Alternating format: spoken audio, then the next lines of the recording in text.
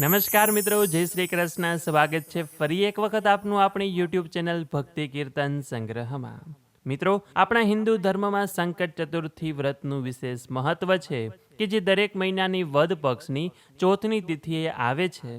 અને આ સંકટ ચોથનું વ્રત ભગવાન શ્રી શંકર અને માતા પાર્વતીના લાડલા પુત્ર એવા ભગવાન શ્રી ગણેશને સમર્પિત છે. તો આજના આ વિડીયોમાં આપણે જેઠ મહિનાની સંકટ ચતુર્થી વ્રતનો મહિમા, વ્રતની વિધિ અને વ્રતની કથા સાંભળીશું તથા જે કોઈ આ વ્રત કરે છે તેને વ્રતનું શું ફળ મળે તે પણ જાણીશું. તો અંત સુધી મારી સાથે જોડાયેલા રહેજો. વિડીયો પસંદ આવે તો કોમેન્ટ સેક્શનમાં ચતુર્થી નિમિત્તે એક વખત જય શ્રી ગણેશ લખી લેજો. મિત્રો, ભગવાન શ્રી ગણેશને સમર્પિત અનેક વ્રતોમાંથી એક વ્રત છે સંકટ ચોથનું વ્રત, કે જે સૌથી પવિત્ર અને ફળદાયી માનવામાં આવે છે. આ વ્રત દર મહિનાના કૃષ્ણ પક્ષની ચતુર્થીની તિથિએ કરવામાં આવે છે. જે શુક્લ પક્ષની ચતુર્થીએ વ્રત કરવામાં આવે તેને વિનાયક ચતુર્થી કહેવામાં આવે છે.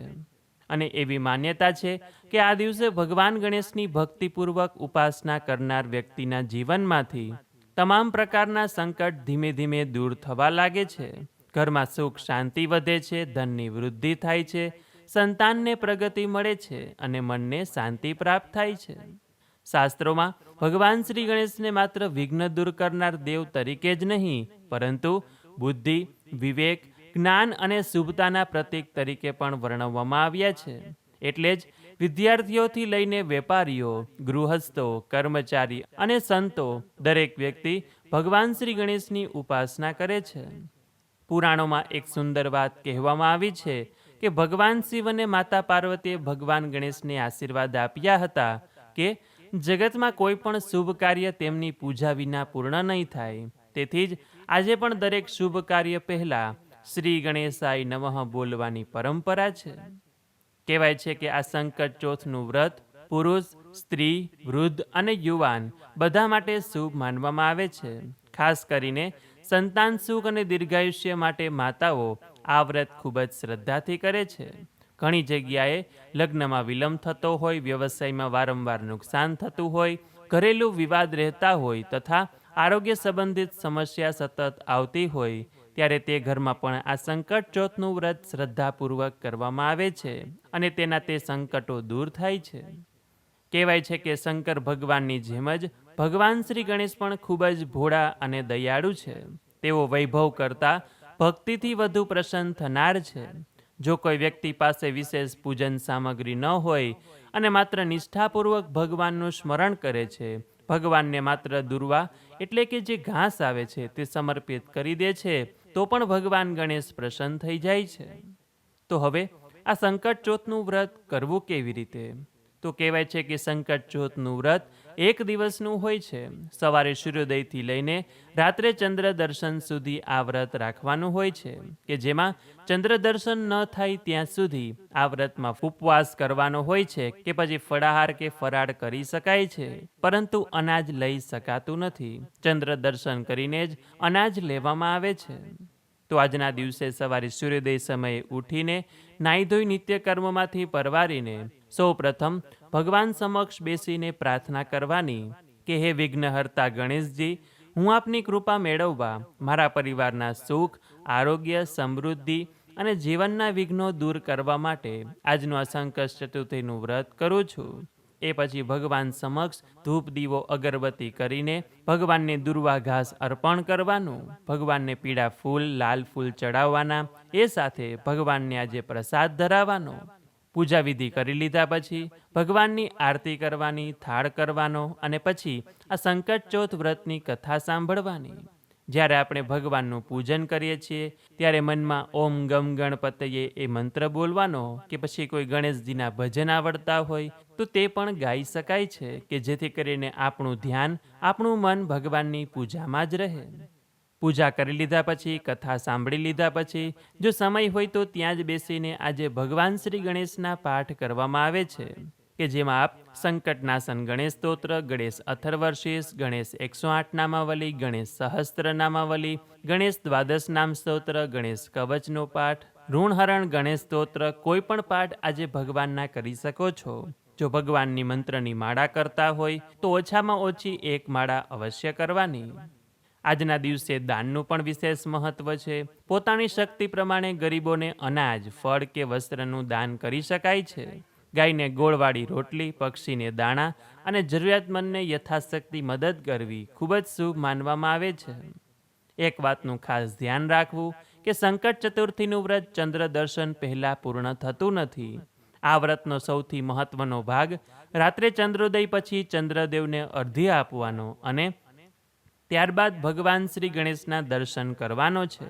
અને ત્યાર પછી જ વ્રતનું પારણું કરવામાં આવે છે, એટલે કે એકટાણું કરવામાં આવે છે. તો આપને પ્રશ્ન થાય કે સંકટ ચોથ ઉપર ચંદ્ર દર્શનનું આટલું મહત્વ શા માટે? તો હિન્દુ ધર્મમાં ચંદ્રદેવને મનના સ્વામી માનવામાં આવ્યા છે. મનની ચંચળતા, ભાવનાઓ, શાંતિ અને માનસિક સ્થિરતા પર ચંદ્રનો વિશેષ પ્રભાવ માનવામાં આવે છે. બીજી તરફ ભગવાન શ્રી ગણેશ બુદ્ધિ, વિવેક અને વિઘ્નોના નાશ કરનાર દેવ છે. જ્યારે આપણે સંકટ ચતુર્થીની રાત્રે ગણેશજી અને ચંદ્રદેવ બંનેનું સ્મરણ કરીએ છીએ ત્યારે જીવનમાં બુદ્ધિ અને મનનું સુંદર સંતુલન મળે છે. અને આ કારણે આ દિવસે ચંદ્ર દર્શનનું વિશેષ મહત્વ છે. તો આ વર્ષે આ ચંદ્ર દર્શનનો સમય છે 3 જુલાઈ 2026 શુક્રવારે રાત્રે 10:04 આ સમય અમે ગુજરાતના અમદાવાદ શહેર પ્રમાણે આપ્યો છે.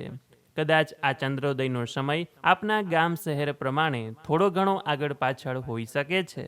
એટલે જ્યારે આપના ઘરેથી ચંદ્ર દર્શન થાય ત્યારે ભગવાન શ્રી ગણેશ સમક્ષ ઘીનો દીવો કરીને એક લોટામાં અથવા કળશમાં શુદ્ધ જળ ભરીને તેમાં થોડા ચોખા, ગંગાજળ અને કાચું દૂધ ઉમેરીને આપણા આંગણામાં, બાલ્કનીમાં, અગાશીમાં ચંદ્રદેવને અર્ધ્ય આપવા જવું જોઈએ.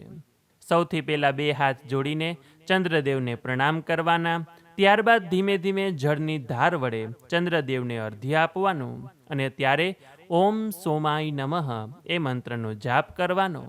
અને એ પછી મનમાં ને મનમાં ભગવાન શ્રી ગણેશનું સ્મરણ કરીને આ વ્રતમાં થયેલી ભૂલચૂકની ભગવાન સમક્ષ માફી માગવાની કે હે વિઘ્નહર્તા ગણેશ, આપની કૃપાથી આજનું સંકટ ચતુર્થીનું વ્રત પૂર્ણ થયું છે.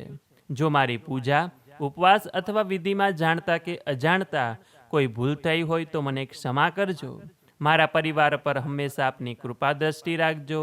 જીવનના તમામ વિઘ્નો દૂર કરી સદ્બુદ્ધિ, આરોગ્ય, સુખ, સમૃદ્ધિ અને ધર્મ માર્ગ પર ચાલવાની શક્તિ આપજો. આ રીતે પ્રાર્થના કરીને ભગવાનને જે પ્રસાદ ધરાવ્યો હોય તે લેવાનો. પછી પરિવારના સભ્યોને આપી વડીલોના આશીર્વાદ લઈ વ્રતનું પારણું કરવામાં આવે છે કે જેને એકટાણું પણ કહી શકાય છે. પારણામાં આપ સાત્વિક ભોજન લઈ શકો છો. લસણ, ડુંગળી, તીખું કે તામસિક ભોજન ન લઈએ તો વધુ ઉત્તમ છે.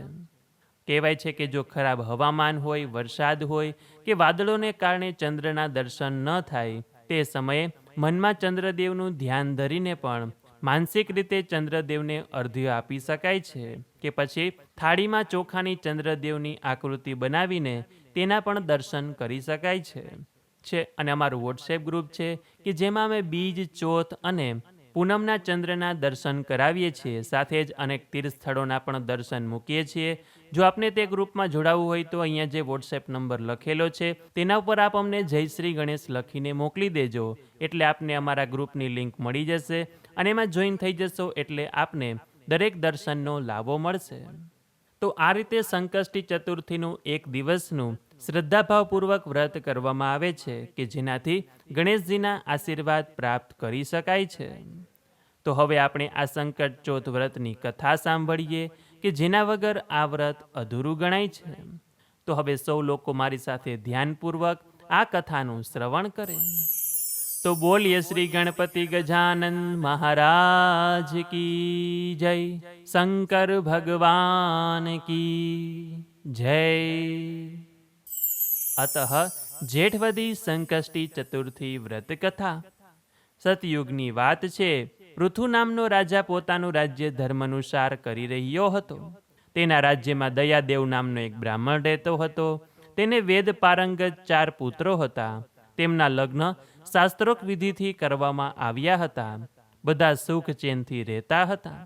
એક દિવસ મોટા દીકરાની વહુએ પોતાની સાસુને કહ્યું કે હે માતાજી, હું મારા પિયરમાં ગણેશ સંકટ ચતુર્થીનું વ્રત કરતી હતી. મારી ઈચ્છા છે કે તે વ્રત હું અહીં કરું. તમે અને પિતાજી મને તે માટે અનુમતિ આપો. આ સાંભળી સસરાએ કહ્યું કે વહુ, તમે બધી વહુઓમાં મોટા છો, તમને કોઈ પણ પ્રકારનું કષ્ટ નથી, તો પછી વ્રત કરવાની શી જરૂર? તમારો આ સમય વ્રત કરવાનો નથી, ખાવો પીવો ને મોજ કરો. થોડા સમય પછી મોટી વહુ ગર્ભવતી બની. 9 માસ પછી તેને એક સુંદર પુત્ર રત્નને જન્મ આપ્યો. તેણે ફરી પોતાની સાસુને ગણેશ સંકષ્ટ ચતુર્થી વ્રત કરવા અનુમતિ માંગી. સાસુએ તેને અનુમતિ આપી નહીં. આમ વારંવાર કહેવા છતાં વ્રત ન કરવા દેતા ગણેશજી કોપાયમાન થયા અને મોટી વહુના પુત્રને ગણેશજીએ અદૃશ્ય કરી દીધો. ઘણી શોધાશોધ કરી પણ બાળકનો પત્તો લાગ્યો નહીં. ઘરના બધા દુઃખમાં ગરકાવ થઈ ગયા અને આ સમયે મોટી વહુએ પોતાના સાસુ સસરાને કહ્યું કે મેં તમને વારંવાર ગણેશ સંકષ્ટ ચતુર્થીનું વ્રત કરવા અનુમતિ માગી હતી, પણ તમે બંને મારી વાત લક્ષમાં ન લેતા ઇનકાર કરતા રહ્યા. આથી કરીને ગણેશજી ક્રોધિત થઈને મારા પુત્રને ગાયબ કરી દીધો છે. હવે તમે મને સંકષ્ટ ચતુર્થીનું વ્રત કરવા અનુમતિ આપો તો હું વ્રત કરું, જેથી મારો પુત્ર જે ગાયબ થયો છે તેને હું પાછો પ્રાપ્ત કરી શકું. દુઃખમાં ડૂબેલ સાસુ સસરાએ પોતાની પુત્રવધૂને ગણેશજીનું વ્રત કરવા મંજૂરી આપી. આથી દર માસે વદમાં આવતી સંકટનાશન ગણેશ ચતુર્થીનું વ્રત મોટી વહુ કરવા લાગી. આ સમયગાળામાં એક વૃદ્ધ દુર્બળ માણસ તેમને ત્યાં ભિક્ષાર્થે આવ્યો અને કહેવા લાગ્યો કે હું ઘણા દિવસથી ભૂખ્યો છું, ભૂખને કારણે મારાથી ચાલી શકાતું નથી. મોટી વહુએ આ ભૂખ્યા બ્રાહ્મણને પ્રેમથી જમાડ્યો અને વસ્ત્રાદિનું દાન પણ કર્યું. આથી પ્રસન્ન થઈ બ્રાહ્મણે કહ્યું કે હે દીકરી, તારે જે જોઈએ તે તું મારી પાસે માગ. હું બ્રાહ્મણ વેશધારી ગણેશ છું, હું તારી પરીક્ષા કરવાના હેતુસર અહીં આવ્યો હતો. બ્રાહ્મણની વાત સાંભળી મોટી વહુ તો કહેવા લાગી કે હે વિઘ્નેશ્વર ગણેશજી, જો આપ મારા પર પ્રસન્ન થયા હોય તો મને મારો ખોવાયેલ પુત્ર પાછો મળે તેમ કરો. પછી બ્રાહ્મણે કહ્યું કે હે પુત્રી, તું જેમ ઈચ્છે તેમ અવશ્ય થશે. આટલું કહી તે બ્રાહ્મણ રૂપધારી ગણેશજી અદૃશ્ય થઈ ગયા. થોડા દિવસ પછી કોઈ વટે માર્ગુ દયાદેવનું ઘર પૂછતો આવ્યો. તેની સાથે એક બાળક પણ હતો. વટે માર્ગુએ દયાદેવને આ બાળક વિશે પૃચ્છા કરી. દયાદેવ પોતાના પૌત્રને ઓળખી ગયો અને છાતી સરસો ચાપી દીધો. પોતે ગદગદિત થઈ ગયો. તેણે ઘરના બધાને એકદમ ભેગા કરી પૌત્ર મળ્યાની જાણ કરી. ઘરના બધા આનંદિત થઈ ગયા અને સંકટનાશક ગણેશજીને નતમસ્તકે મનોમન પ્રણામ કર્યા.